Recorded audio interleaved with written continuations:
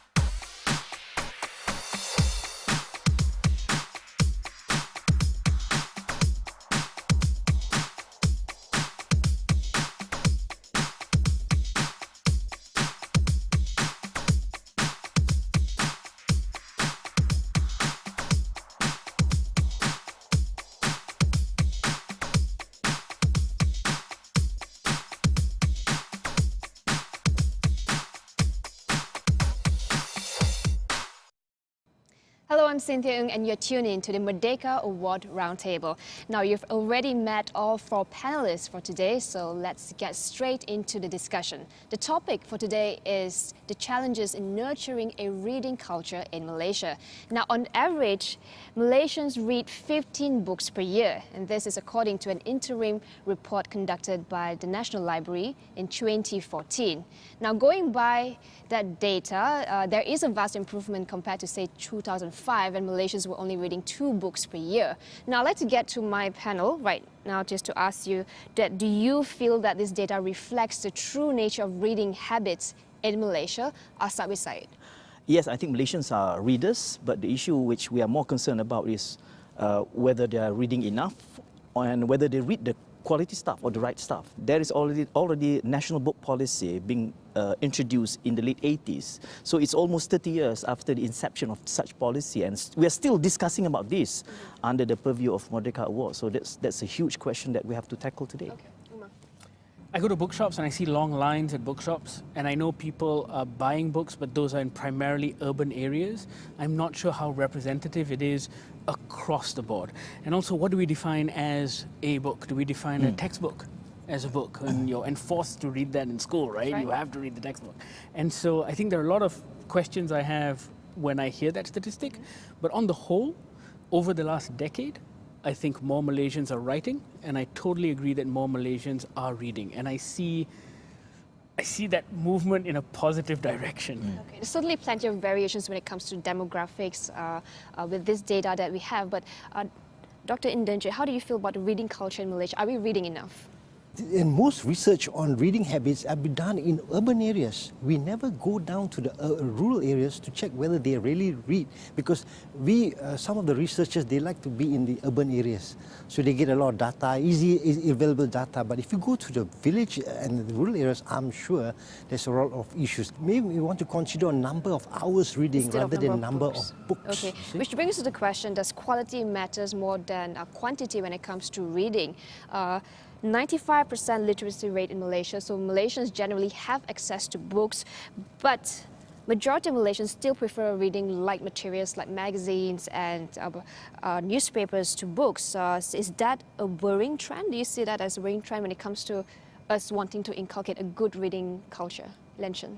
From a point of view is that right now our living lifestyle is getting faster and faster. The Facebook, every update for every second, Twitter, Instagram. So we are actually get to use to be fast-paced. But while reading books, it's really slowing down your life, relax, and the context is much more deeper compared for reading magazine and what you get from newspaper. All right. Quality versus quantity, Umar.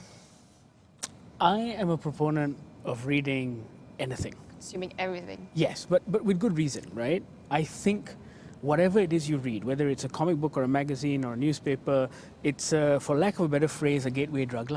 These days, you are not lost for things to read or access, right? Not just in the National Library where we are, but everywhere on the internet. So I'm hoping that a kid out there who's reading superhero comic, learns something about American politics from the superhero comic, and then goes, you know what, I want to read this book about American politics. I want to watch this movie about American politics. And I think all of these things lead to one another. But you got to start with the quantity, I think, and then you kind of work your way towards the quality. All right, Syed, your thoughts? While I agree with what Omar said, I would like to give a different slant to it. Of course, we have to go to read everything, but between the line, you also have to choose which one is a better choice, because there are abundant of content. Let's go, since you mentioned about the literacy rate, you see, the Finnish people, Finland is considered to be the most literate country in the world. But how they go about engaging this is by looking at the literate behavior. They're not looking at the number of titles being published a year, because Finland only published around 10,000. Malaysia is publishing even more. So the thing is, let's go by quality at the same time, because you have abundance of content, right? And how does that reading translate into your being? Actually, the reading process itself is to build your intellectual muscle, to build your character. That's the point. Okay, let's talk about what are the factors contributing to a low reading habit in Malaysia. Is it the lack of access to books? Is it a price factor? Or is it that Malaysians generally do not see the value in reading? Dr. Inderjit. We talk about bookstores. I think there are abundant of bookstores in urban But they're areas. mostly in the urban centre, as you mentioned earlier. And also we're talking about libraries where we go there and read books. There are about 12,358 libraries, and you cannot complain libraries. There's so many libraries here. It's just that whether we're talking about the push and pull factor. I remember I go to the library and the librarians will come to you, so what you like to read, this is the place. So you actually pull them in rather than we go there. Sometimes you go to library, so quiet, it's like, nothing is happening there. So I feel there must be a push and pull factor by the librarians to project themselves and interact with teachers in the community and all that. Lian, your thoughts about factors contributing to a poor reading habit? Yeah, I used to ask my friend, do you guys reading? They say no. And then I asked, do you let your kids to read? They say yes, we encourage our kids to read. Then, which means actually they want more benefits for the kids than themselves. So I think reading has to be cultivated since you are kids.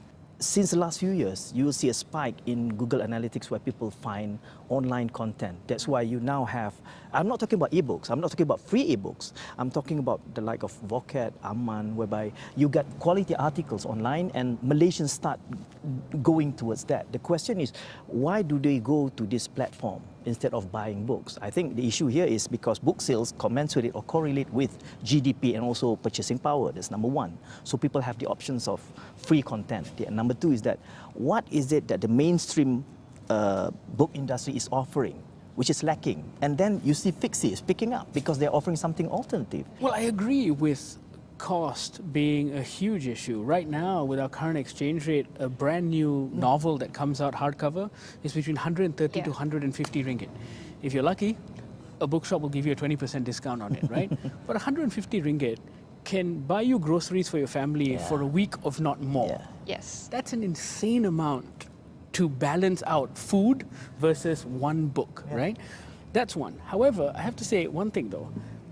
When we talk about reading, we need to talk about reading books as well. I mean, people do read on the internet. There's a lot of free content and articles and all of that stuff. But reading a book is a completely different process. Exactly. It's an act of discipline that you have to sit down and you have to make your way through those pages from beginning to end. You know, that discipline of sitting down in a corner and reading a book from start to finish, that's not taught to our children. Okay, now we'll get more to that after this short break. We'll be right back. Stay with us.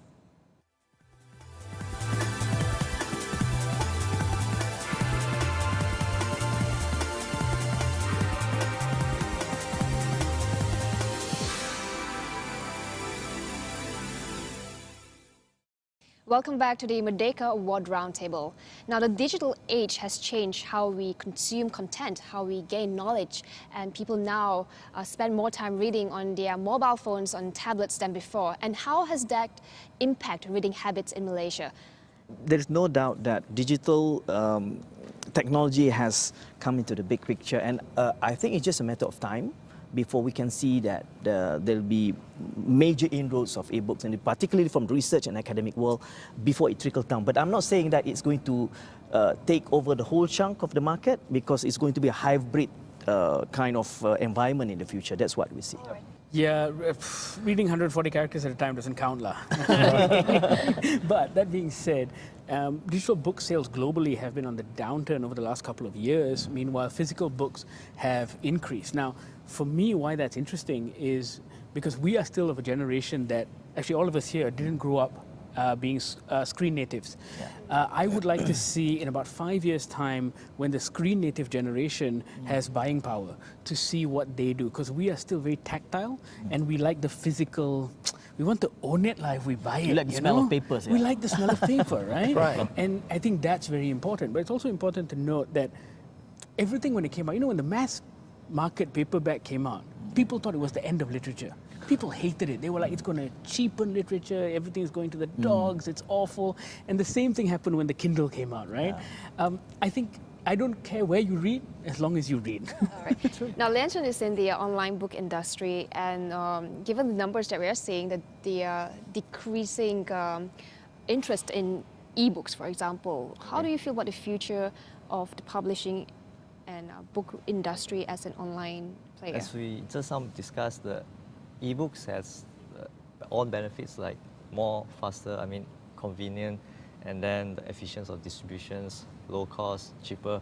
Then the experience for the user for holding a physical book and reading an e-book is totally different. Then for occasion, if you are going out for travel, probably reading from device is a smarter choice because you don't have to bring all the books in your luggage. Yeah. And speaking of digital content, of course, social media plays a big role in cultivating how we read, the quality of materials they're reading. People these days are reading what their friends are sharing. So in a way, are we less discerning in terms of the quality of materials, literature that we are reading? Oh, for sure. For and sure. how does that impact Can us? I speak on the terms of academic studies? Sure. Because students now tend to even exchange information through the Facebook and social media, but they are not really reading textbooks also. Because textbooks, as you mentioned just now, they are, because one of the textbooks are captive crowd, the public universities are supposed to take that. Whether they read online or not, we can see from, as a lecturer, I can see many students, they use Facebook as another form of communicating, but somehow or other they are not talking the lingo of education, they are talking about personal and so on. So I always encourage them to read books. How to read books is that you must bring a book, as what you said, bring along with you. Whether you like it or not, you have to spend time on it. And all of you know this, you've experienced this when you walk into a bookshop. That process of discovery is amazing. Yeah. I walk into a bookshop and I don't know what I want sometimes, but the kind of things I find is incredible. And no one online, not the Amazons of this world, no one has worked out discovery online yet. All you have is an algorithm that will tell you, hey Syed, if you like this, or your buddy You may likes like this that book, too. then maybe you also like this. That's it. And I think that enforces us into this weird echo chamber. If I may share with you, Cynthia and the rest, there are 4 characteristics of future books. Number 1 is going to be smart. Current digital book is already smart. It's going to be interactive. It's going to be customizable, and it's going to be social in nature. And you already have interactive book, a book playing hide and seek with a toddler. You can find it. So when Umar was talking about discovery, I remembered some years ago I was reading Stephen Hawking's History of Time. Being a student, I was still struggling. It took me 3 months to finish the book. But I watched the Discovery, the same content. Then I immediately understand what Hawking meant when he mentioned alternate future. So I think if we talk about future content, it's going to be more visual. That's what Nesbitt Combination said. of, it's a combination. It's going to be a multimedias. hybrid in nature, and it's going to be an immersion whereby you use the whole sensory skills to understand the content. And it helps you read, and it helps you understand it better. There was an early iPad app about T.S. Eliot's Wasteland, that great poem, right? And it was an incredible little app, because reading the poem by yourself is good. But when you've got a Hollywood actor reciting the poem for you, when you've got the side notes and you've got a professor telling you about the different meanings of it, it just adds all of these layers to your experience that makes a 100-year-old poem exciting again. Yeah. Yeah. Which brings to my next question. How do you see the role of publishers, bookstores, even national libraries like this innovate in the era of digitization?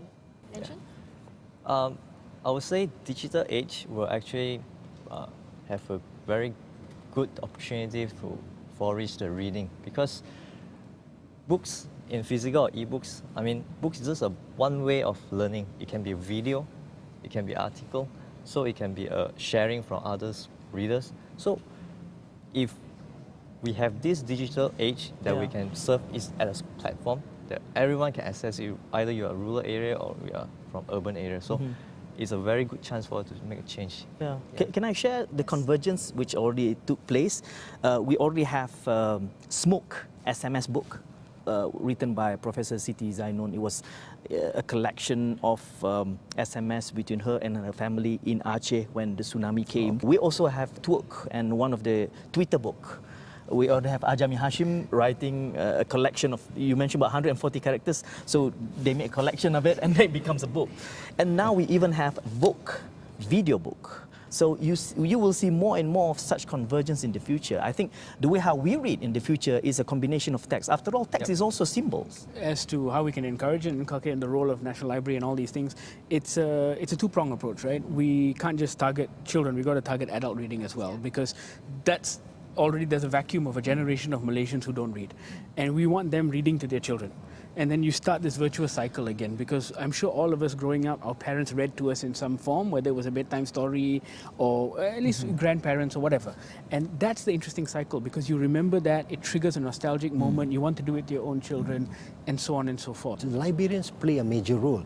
In fact, we go to bookstores also, sometimes, as what you said, we need to something and nobody seems to be, what are you looking? Are you looking for pencil? It's intimidating when you walk into a bookstore and if you're not a reader, it's a scary experience. Where do you start, right? There are thousands of books. What about the role of bookstores? I mean, we have the physical stores selling books, but do these bookstores play that role to get people together, to discuss? I know we have some bookstores that do monthly readings, but is that enough to create a critical mass of readers? It's typical in Malaysian culture that we're not very proactive, so no one's going to come up to you to a bookstore and go, can I help you? You seem to be having trouble. But if you ask someone and say, hey, can I get a hand here? I'm interested in this. Can you recommend something?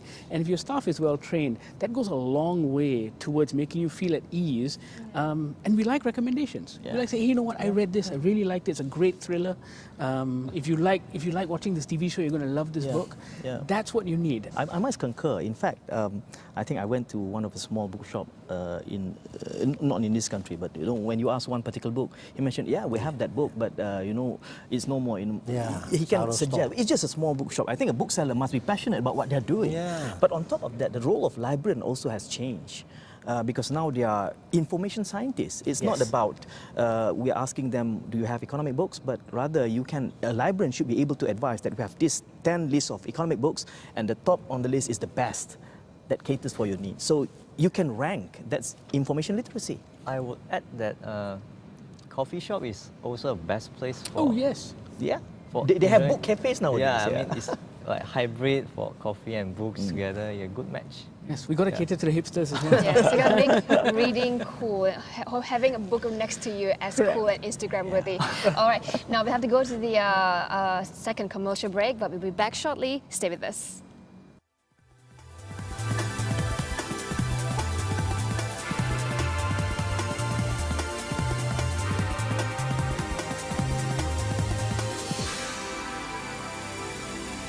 Welcome back to the Merdeka Award Roundtable. In this final segment, we want to talk about how to get Malaysians to read more. Now, let's start with policy making. Malaysia is setting up its agenda for the next 30 years via the National Transformation Policy, or TN50. So, what policies do you think should be put in place to inculcate that good and sustain, the keyword here, reading culture among Malaysians? Let's start with you. That's a tough one. If only because I don't know if it is something that can actually be done top down. I think reading as an act of culture, I think reading as an act of education and information gathering is something that is rooted in all of us as human beings, right? We are thirsty for knowledge. I think what the government can do, and the best thing they can do, is to channel our education policy in that direction. Let's get kids reading full books again in schools, right? Let's get them reading the classics. Let's get them appreciating where all of this comes from, and hopefully that triggers that need. And yeah, that's got to be done in schools, lah. But That's the second step, right? It starts in home. Yes, it starts at home. Yeah. All right, let's get to Dr. Inderjit, your thoughts. I believe that what you say starts from children. You know, for instance, when we talk about reader response theory, when you read to a child, you make them interactive. You make them part of the whole agenda of reading there, and they will get very, very excited. In UK, they ask the students to read about that particular book or so on, and they call the particular author to be there, and the students will get so excited, they will ask tons of questions and make them so passionate about reading. So at home, you should probably have some mini library or something like that where books are scattered everywhere. Don't put in a shelf and show everybody in a nice encyclopedia. Let them look, read and understand and be with them always. I think Malaysia is not an egalitarian society. We are very much top-down in approach. If we can produce new heroes among writers, among the like of Umapagan, Ampikaipakan, you know, book reviews were Dr. Inderjit himself and Bookurve. Of course, as what you have just mentioned, you know, you're not a reader, but you want your babies to be readers. You don't have role models. We have a lot of talented homegrown writers. For example, Tan Tuan Ng's The Garden of Evening Mist won that Man Asian Literary Prize 2013. Malim Ghazali, Tash Ordina Zaman, all these people, but these are names that are less heard of in mainstream media. Well, I'm glad you brought that up, because I think we've been talking about reading for all this while. I think part of that is encouraging Malaysians to be writers as well. Now, here's the thing. Bringing your kids to meet these authors, like what Dr. Inderjit said, is very true, because for the longest time we've told our kids that the heroes are the doctors and the engineers and the lawyers and all that, and they do great work, but we've never taught them to appreciate the writer. Yeah, I think if the government, if you do a policy, maybe we can reference to like country like UK. They have a box which is full of books, diapers. Bookstart program. Yeah, so it actually helped the new mother to engage. Inculcate. Yeah, so what it does is really to like put books and they distribute it via health services and clinics, and it's great in the sense that you put that reading habit right at the infant stage, the toddler stage. Yeah. What you need to understand about the Book Start is also how comprehensive it is. It's not just about one particular policy, but you have the whole agency supporting it, the health agency, the expertise, you know, and also the local libraries coming into the picture. If we were to replicate or copy Book Start, we need to understand our challenge, because it must not be a direct copycat. You have to mold it so that it's customized according to our What are some of the examples of best practices that has achieved a measure of success that can be implemented in Malaysia? So, arts, literature, film, all of that stuff, there's incredible economy in it. If you take Scotland, for example, you know, the Edinburgh festivals itself bring in almost £500 million into the Scottish economy. And it is because of close ties with the government agencies, with publishers, with writers, and there's this nicely, intricately organized system to showcase their city and their country. I think in terms of publishing books, we are okay. Some people, students like to read Harry Potter, see, and they have the problem on language also. Yeah. So probably we need people more translation of academic books and also fiction books where the other races can also read, you know. Yeah. This is where I think the role of the literary scene helps in promoting, cultivating that our reading culture. And how do you view the future of Malaysia's literary scene? We mentioned some great local talented writers, and we also got plenty up-and-coming independent publishing houses like you mentioned Buku Fiksi, Dubook, Sangfroid Press, and Silverfish, for example. And how do you view that development and the future of it? Vibrant literary countries or literary scenes have a great ecosystem for support. Writers need support. Yeah. They need to be able to talk to other writers. They need mentors. All of this stuff needs to happen. That scene in Malaysia is still in our infancy. We have 3 literary festivals, right? We have Georgetown Literary Festival, Kuala Lumpur, and the KL International Festival, which happened last year, right? And yes, we could use with a lot more support, not just from the government, but from philanthropists and corporates, and that's how it's happened all over the world. This corporate social responsibility, I look at that. Urban area schools are all well furnished. An organization can go to a school, a rural school, and sponsor the library and so on. I think probably 1 or 2 libraries, and I'm sure it will be a good stepping stone for other. Actually, things have changed for the better. I came across a library. It was a 3-story private library, Wakaf, in Kelantan. Philanthropy is donated. So the idea is so that the society at large, it's a collaborative effort, and you put the library there. At the end of the day, when you inculcate reading, reading is just the process. The outcome of reading is more important. If you have a knowledge culture in the society, then naturally reading will grow. Thank you so much for joining us at this Merdeka Award Roundtable.